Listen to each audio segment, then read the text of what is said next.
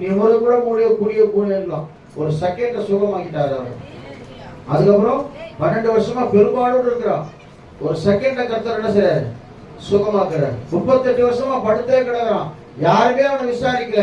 ஆனா இயேசு விசாரிக்கிறாரு பைபிள்ல. முன்னே அவர் விசாரிக்க வந்திருக்கிறார்.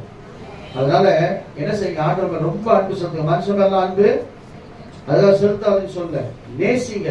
ஆனா கடவுளை விட அதிகமா நேசிக்க கூடாது. அழகிய சொல்லுவோமா? நமக்காக சிலுவையில் எல்லாவற்றையும் செய்து முடித்த ஆண்டவரை அதிகமா நேசிங்க. ஒவ்வொரு கர்த்தருடைய தேசப்பா நான் அதிகமா நேசிக்கிறேன். ஐ லவ் யூ ஜீசஸ் அப்படின்னு அவரை பார்த்து சொல்லுங்க. நம்ம அதிகமா நேசிக்கிற ஆண்டவரை, உங்களை அதிகமா நேசிக்கிறேன். என்னுடைய பிள்ளையாய் நினைத்துக் கொள்ளும். என்னை உயர்த்தும் ஆண்டவரை. என் பிரச்சனைகளை மாற்றும், என் போராட்டங்களை மாற்றும், எல்லாவற்றையும் அவர் கையில ஒப்பு கொடுத்து பாருங்க. நான் திரும்பவும் சொல்றேன், உன் அழு